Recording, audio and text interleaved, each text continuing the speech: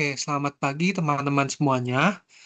Pada pertemuan kali ini kita akan membahas bab 4 dan bab 5, yang dimana bab 4 itu adalah korelasi, simple regression, and multiple regression.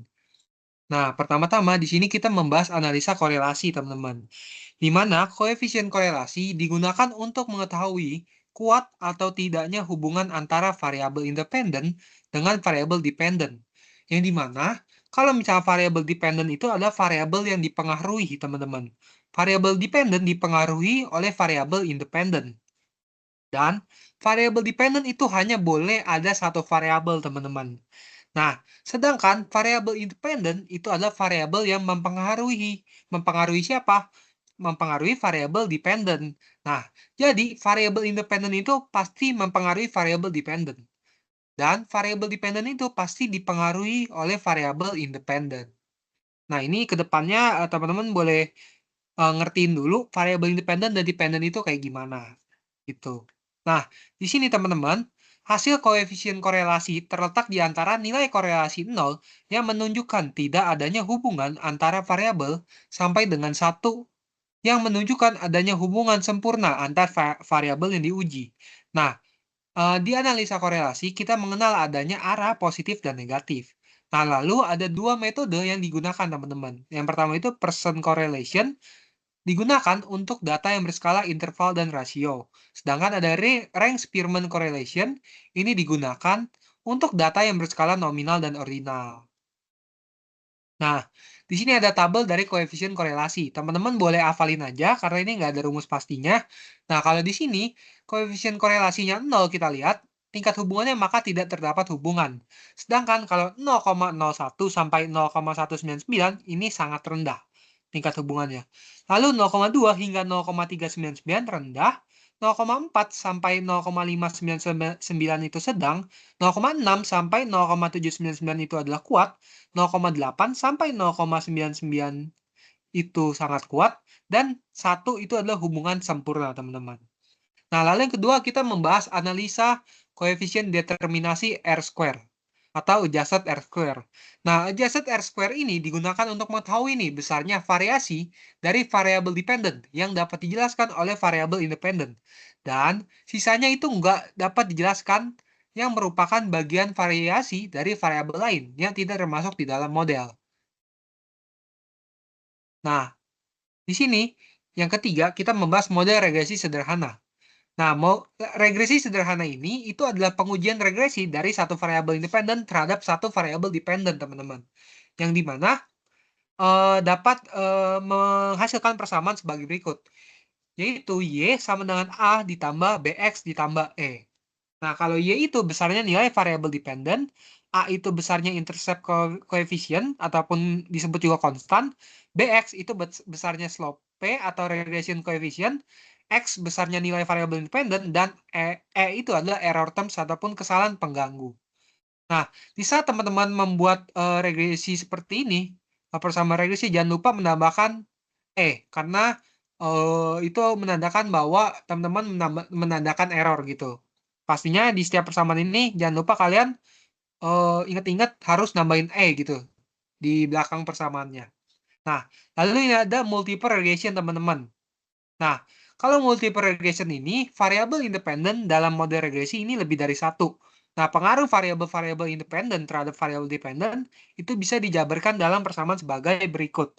Nah, Y sama dengan B0, Y sama dengan BO ditambah B1X1 ditambah B2X2 ditambah BKXK ditambah error, teman-teman. Nah, sama di sini Y-nya itu juga besarnya nilai variabel dependent, lalu B0, teman-teman. B0 ini besarnya intercept coefficient, B1 besarnya slope, B2 besarnya slope yang kedua, BK itu besarnya slope yang atau regression coefficient K, dan X1 ini besarnya nilai variabel independen 1, X2I besarnya nilai variabel independen 2, XKI ini besarnya nilai variabel independen K, dan E ini besarnya nilai residual ataupun error. Gitu, teman-teman. Nah, lalu yang keempat, kita membahas pengujian hipotesis. Di sini ada dua, uji F dan uji T. Seperti yang udah teman-teman pelajarin di statistik, uji F itu digunakan untuk mengetahui nih, variabel independen dapat memprediksi variabel dependen. Nah, kalau misalkan hasilnya signifikan berpengaruh, berarti model yang diuji merupakan model yang fit untuk menguji hipotesis. Nah, lalu ada uji T. Kalau uji T ini digunakan untuk mengetahui nih pengaruh variabel independen secara individual terhadap variabel dependen. Nah, oke teman-teman, karena kita udah membahas materi bab 4, sekarang paling kita coba latihan dulu. Nah, teman-teman, sekarang boleh buka Teams-nya. Lalu teman-teman download file regresi.sav dan jawaban PowerPoint-nya, teman-teman. Buat kita nyocokin. File regresi.sav-nya udah aku taruh di Teams kelas kita di pertemuan ketiga. Di files, lalu UTS, dan pertemuan 3, teman-teman.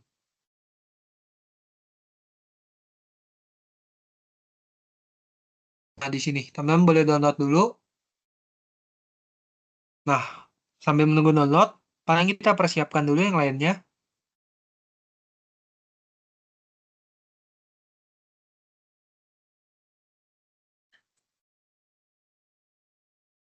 Oke, paling sekarang teman-teman boleh buka file yang tadi, regresi.sav. Sekarang kita akan melakukan prosedur multiple regression.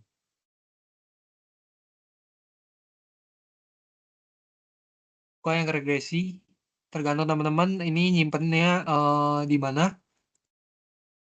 Pokoknya yang regresi.sav ya, bukan regresi sederhana.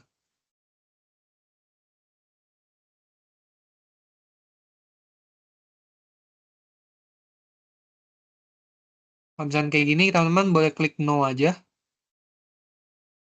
Nah, oke teman-teman.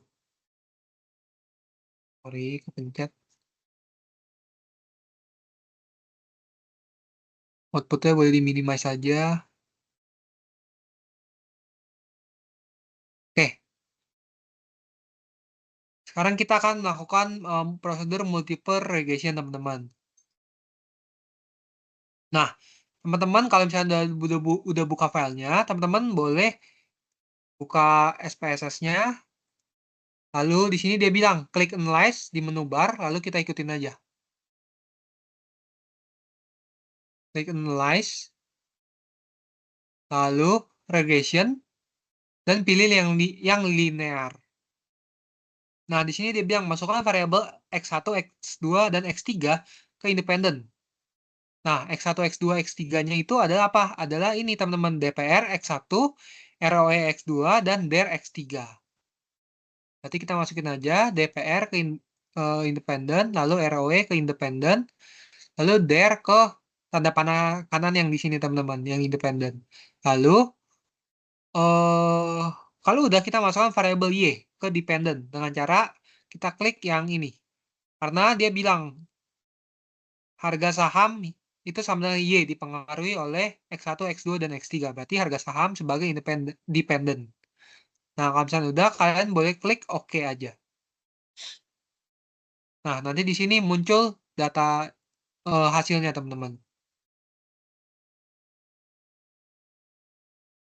Nah, sekarang kita bandingin sama yang di PowerPoint. Oke. Kalau misalnya teman-teman ada yang ketinggalan, boleh di raise hand aja. Kalau nggak, boleh langsung ngomong aja di meet ya. Nah, sekarang kita masuk ke analisa korelasi, teman-teman. Nah, di sini, analisa korelasi, teman-teman lihat dari tabel yang model summary. Nah, seperti yang tadi udah aku bilang, kalau tabel analisa korelasi ini, teman-teman harus hafalin. Karena ini nggak ada rumus pastinya. Nah, untuk analisa korelasi, kita lihat dari yang tabel yang R. Yang di sini, teman-teman. Ini, sama kan 0,319. Nah, kita lihat 0,319 itu angkanya di mana? Oh, 0,319 kan berarti ada di rendah sini. Di 0,2 sampai 0,399. Makanya tingkat hubungannya itu adalah rendah. Nah, kalau misalkan dia 0,45 misalkan. Nah, berarti kan di sini. di antara 0,4 sampai 0,599, makanya hubungannya kuat. Nah, kesimpulannya teman-teman, R sama dengan 0,319, artinya secara statistik hubungan antara variabel dependen harga saham dengan variabel independen DPR, ROE, DER adalah rendah dan positif. Gitu ya teman-teman. Jadi ini kesimpulannya harus teman-teman tulis sama persis gitu. Tergantung sama angkanya di sini.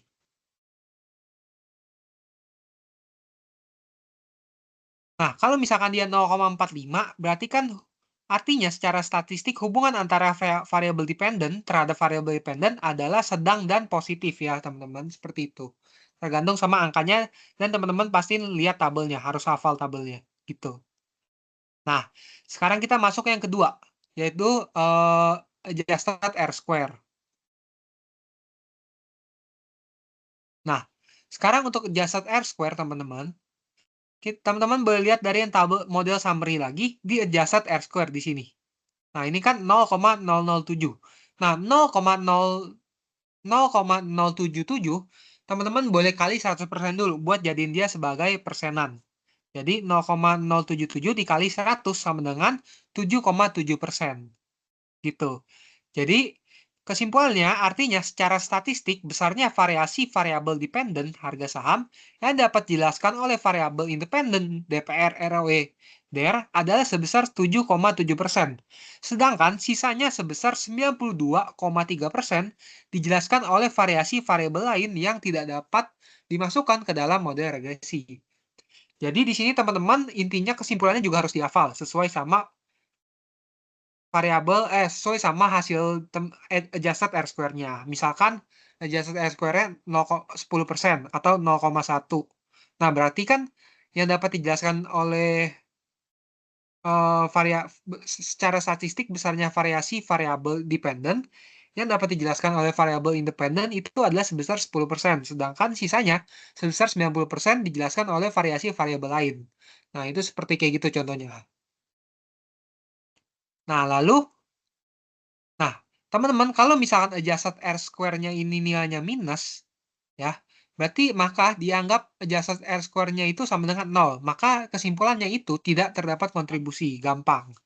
Tapi kalau misalkan dia nggak ada minus, seperti ini nih, 0,077, berarti itu kesimpulannya yang seperti ini, teman-teman. Itu ya. Ingat, kalau misalkan dia ada minus depannya, berarti kesimpulannya tidak terdapat kontribusi.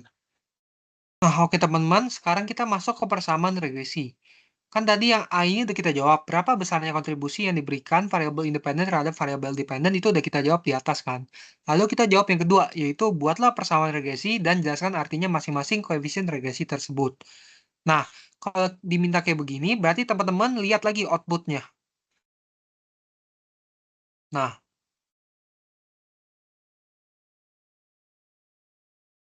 Nah, di sini teman-teman lihat dari tabel yang koefisien di sini. Di under standardized beta. Ini ada konstan, lalu ada dividen payout ratio, ROE, dan DER. Nah, di sini konstan itu adalah 237,338, lalu DPR-nya itu adalah 2,320, ROE-nya itu 20,164, lalu DER-nya itu 26,521.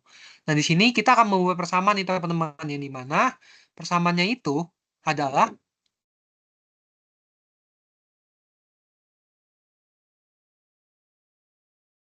persamaannya itu adalah Y sama dengan B0 ditambah B1X1 ditambah B2X2 ditambah B3X3 ditambah E. E itu adalah error. Jangan lupa teman-teman harus nambahin error di belakang persamaannya.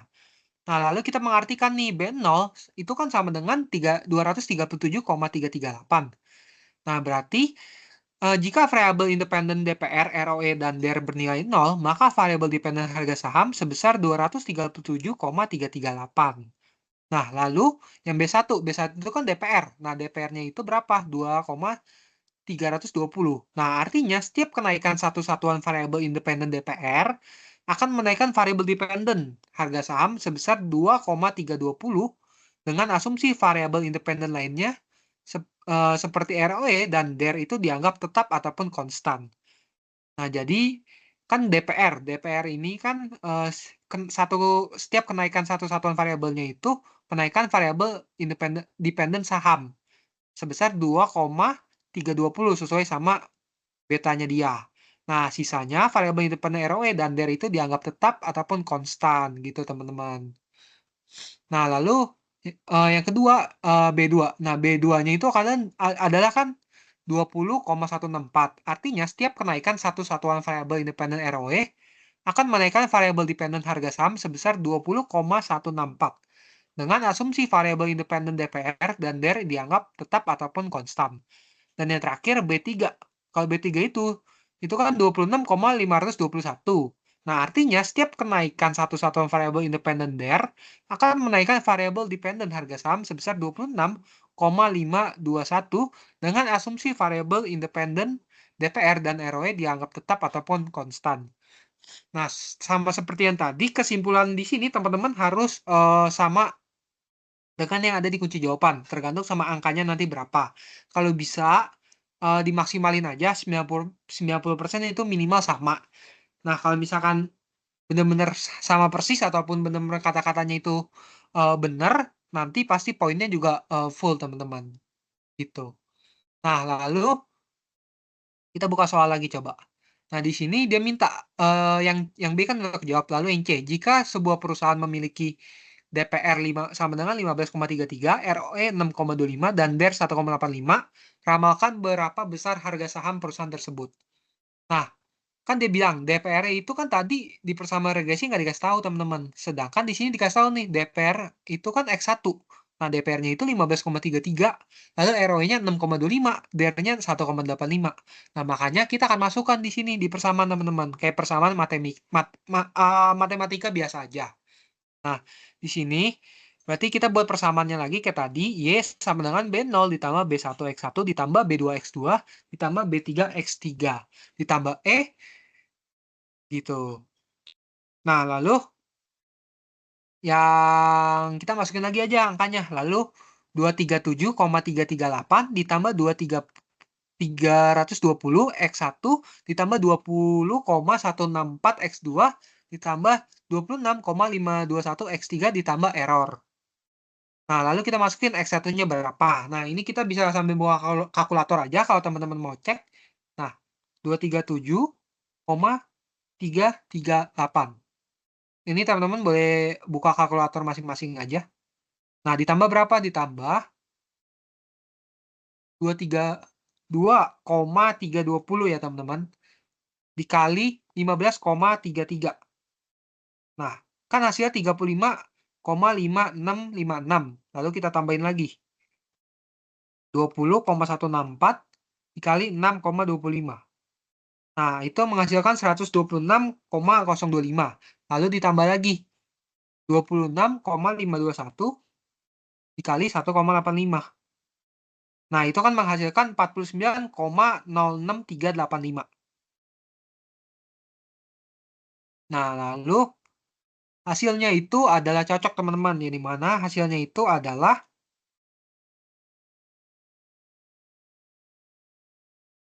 447,99,245. Gitu. Sini teman-teman ada yang beda. Kalau misalnya teman-teman ada yang beda atau ketinggalan, boleh langsung ngomong di tim saja. Nanti aku stopin videonya. Nah, kalau misalkan di soal naik sebesar 10%, hitung dulu nih kenaikannya jadi berapa. Misalnya dia bilang DPR-nya itu dari yang 15,33 naik 10%. Berarti teman-teman tinggal kali aja. 15,33 dikali 10%. Dikali 110%.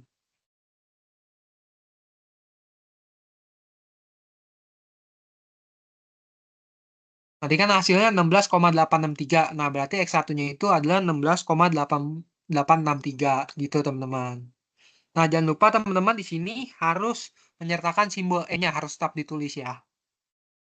Nah, yang C udah beres, lalu yang D, lakukan uji F. Nah, kalau uji F, teman-teman boleh buka outputnya lagi. Nah, di sini kita lihat uji F. Nah, kita lihat dari tabel ANOVA yang di SIG, teman-teman. di paling kanan. Nah, di sini kan udah sama teman-teman, tabel ANOVA, lalu lihat yang SIG. Bukan yang F ya teman-teman, tapi yang SIG. Gitu. Nah, SIG-nya ini kan adalah 0,009. Nah, kalau misalnya SIG-nya 0,009, artinya itu kan SIG-nya lebih kecil daripada alfa. Di sini alfanya diasumsiin 0,05. Makanya kesimpulannya itu model fit atau layak digunakan dalam penelitian. Nah, sebaliknya nih teman-teman, kalau misalkan SIG-nya, contohnya berapa ya? Contohnya 0,1 deh. Itu kan dia berarti lebih dari alfanya kan, 0,05. Maka kesimpulannya itu modelnya tidak fit dan tidak layak digunakan dalam penelitian. Kayak gitu. Nah, di sini dikasih tahu juga kalau jika sigma lebih besar daripada alfa, itu model tidak fit. Lalu kalau misalnya jika SIG-nya kurang dari alfa, makanya model fit gitu ya. Kalau JEF gampang aja. Nah, sekarang kita masuk ke uji T, teman-teman. Kita buka lagi soalnya. Kan UJF udah. Lalu dia minta nih pengaruh secara statistik besarnya variabel independen tersebut dengan variabel dependen secara individual. Ini sama aja dengan uji T. Nah, kalau uji T, teman-teman lihat di S3 paling kanan di sini. Di tabel koefisien. Kita buka lagi outputnya kalau teman-teman bingung. Nah, di tabel koefisien kan ada nih. 0,004, 0,069, lalu 0,03, 0,520. Gitu ya. Jadi lihat yang di tabel SIG-nya. Di paling kanan. Bukan di tabel T ya. Tapi di tabel SIG-nya, teman-teman.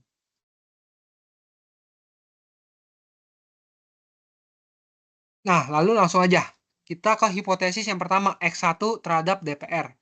Nah, teman-teman harus tulis persis juga kayak gini, H0 dan HA-nya. Kalau H0 itu berarti kan tidak terdapat pengaruh secara individual, variabel independen DPR terhadap variabel dependen harga saham. Nah, HA-nya itu terdapat pengaruh secara individual variabel independen DPR terhadap variabel dependen harga saham. Nah, SIG-nya itu kita lihat teman-teman di DPR berapa? Di DPR itu kan 0,669. Nah, berarti dia lebih dari alfa. Alfanya itu asumsinya 0,05. Makanya HO itu tidak dapat ditolak. Nah, karena HO tidak dapat ditolak, berarti kan si HO-nya ini benar teman-teman, alias dia itu nggak boleh ditolak lah. Nah, makanya kesimpulannya itu adalah tidak terdapat pengaruh secara individual variabel independen DPR terhadap variabel dependen harga saham. Gitu. Nah, tapi kalau misalnya SIG-nya lebih kecil daripada alfa, maka HA yang tidak dapat ditolak, teman-teman. Berarti kesimpulannya terdapat pengaruh secara individual, bla bla bla bla bla. Gitu ya. Itu contoh sebagai contoh aja. Nah, karena variabel DPR udah, sekarang kita ke variabel ROE. Nah, di variabel ROE, SIG-nya ini kan kita lihat 0,003. Nah, kalau di sini, di mana 0,003 ini tadi aku bilang dia kan kurang dari alfa. Makanya HA tidak dapat ditolak. Nah, berarti kesimpulannya terdapat pengaruh secara individual variabel independen ROE terhadap variabel dependen harga saham. Nah, teman-teman, boleh ditulis juga seperti ini. H0-nya apa, terus H-nya apa, lalu bandingin SIG-nya dengan alfanya. Lalu baru kesimpulan ya. Gitu. Nah, lalu sekarang yang terakhir, yang variabel X3 ataupun DER. Nah, kita lihat SIG-nya berapa? SIG-nya ternyata 0,520. Nah, pertama-tama kita tulis dulu kan HO-nya tidak terdapat pengaruh secara individual variabel independen DER terhadap variabel dependen harga saham. Lalu HA-nya terdapat pengaruh secara individual variabel independen DER terhadap variabel dependen harga saham. Nah, lalu kita bandingin SIG-nya. Ternyata dia lebih besar daripada alfa. Maka H0 tidak dapat ditolak. Sorry, HO tidak dapat ditolak, teman-teman. Nah, kesimpulannya itu tidak terdapat pengaruh secara individual variabel independen DER terhadap variabel dependen harga saham. Gitu. Nah, paling sebenarnya buat input outputnya itu nggak terlalu sulit, teman-teman. Gampang, cuman yang harus teman-teman hafalin dan teman-teman harus pelajarin itu di kesimpulannya. Nah, biasanya itu anak-anak sering kebalik di kesimpulan uji T nih, teman-teman. Kalau HO sama HA-nya gimana, terus sama yang ini. Ingetin yang dia bilang kalau misalkan adjusted R-square-nya minus. Itu tidak terdapat kontribusi gitu sih teman-teman. Nah, paling untuk bab 4 sih segini aja. Sekian, terima kasih teman-teman.